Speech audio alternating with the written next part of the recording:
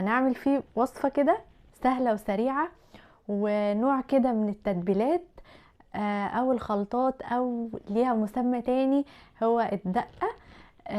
حلو جدا، هينفعنا في حاجات كتير قوي جدا، هتوفر علينا فعلا وقت وجهد وحاجات كتير جدا.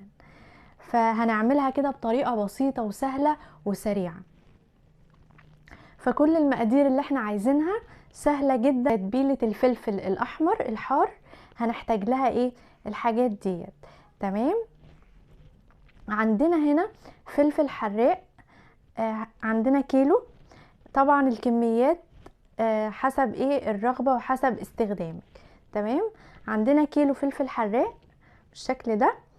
عندنا نص كوباية ملح.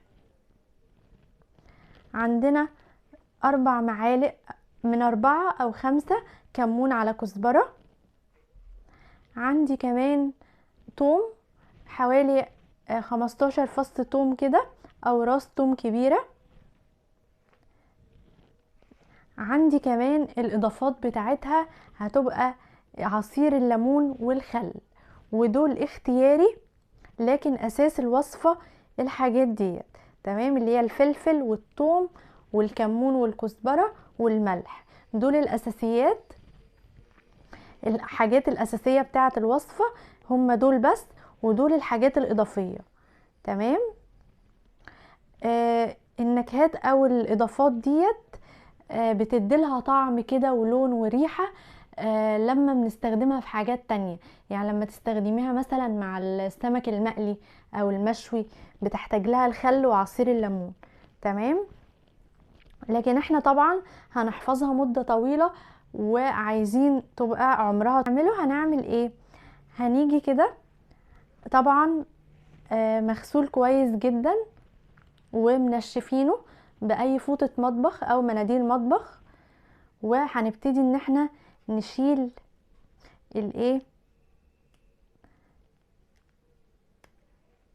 الجزء اللي فوق ده كده بالشكل ده. تمام. نكرر تاني.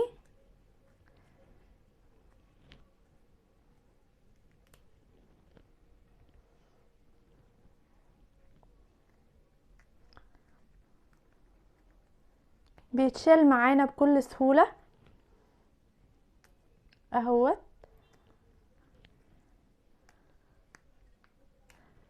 ويفضل طبعا لو بتستخدمي جوانتي، لابسه جوانتي، عشان بيبقى حراق جدا، عشان لو عندك حساسية في الايد او حاجة ما يسببش التهابات. تمام. هنعمل كده بسهولة جدا الزهرة اللي هي الخضرة ديت، وننضفه كده بالشكل ده، وبقى عندنا بالشكل اللي قدامنا ده. تمام. كل اللي هنعمله حاجة بسيطة جدا، ومش هتكلفنا اي حاجة خالص، وهنعملها في منتهى البساطة. هنشتغل في كبة او هنشتغل في الخلاط عادي جدا. تمام. هناخد اول حاجة معانا الفلفل بتاعنا، وهنحطه في الخلاط بالشكل ده. تمام.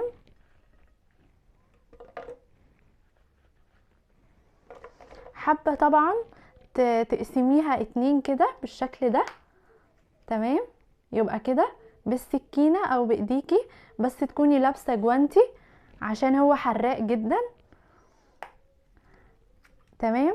وتبتدي تحطي. نعمل تاني خطوة. عندنا هنا الملح بتاعنا حوالي 5 معالق او 6 معالق من الملح. تمام. تمام. راس توم كبيرة، حوالي 20 فص توم او 15. هنحط كمان الكمون.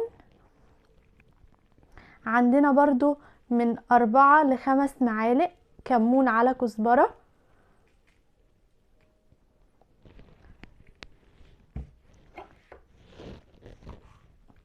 دي كل المكونات اللي حطيناها في الخلاط. نعيد تاني بشكل بسيط كده. حطينا فلفل حراق، توم، كمون، كزبرة، ملح. تمام كده. دي كل المكونات بتاعتنا اهيت. هنقفل الخلاط بالشكل ده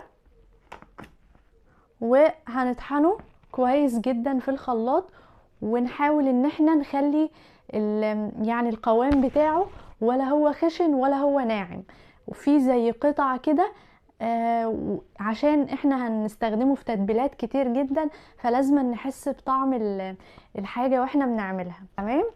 وزي ما اتفقنا ان الليمون والخل دول اختياري، يعني حابة تحطيهم تمام جدا، لو مش حباهم دي الخلطة الأساسية اللي يعني هنحفظها مدة طويلة جدا، وهتقعد معانا فعلا بالشهر والاتنين والتلاتة في التلاجة. اضربها وارجعلك تاني، فاستنيني اهوت.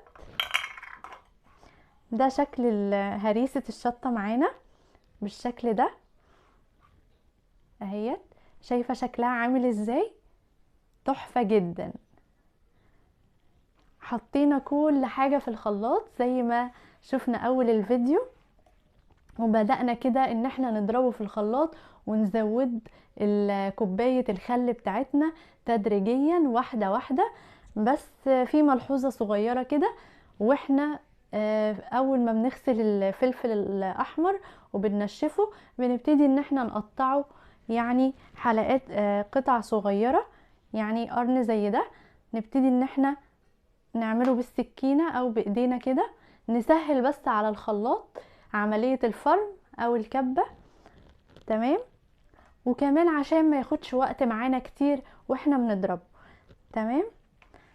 هنفضيه في البولة بتاعتنا. بصي قوامها تحفة جدا، هتستخدميها بقى في كل حاجة في المطبخ، على البدنجان المخلل، البدنجان المقلي، البدنجان المسلوق، طماطم مخللة، عاملة كمان على طاسة الصدق بتبقى تحراني، تاخدي منها معلقة كده بتبقى لذيذة. مغسول كويس ومنشفينه، هناخد منها كده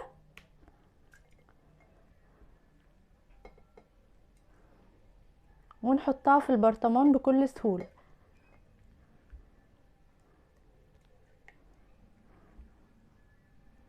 اسعارها طبعا في الاسواق بتبقى رهيبة، يعني ممكن برطمان زي ده نشتريه مثلا ب60 جنيه او ب70 جنيه حسب يعني المكان اللي بنشتري منه. طب واحنا طالما الحاجة متوفرة قدامنا نعملها بكل سهولة.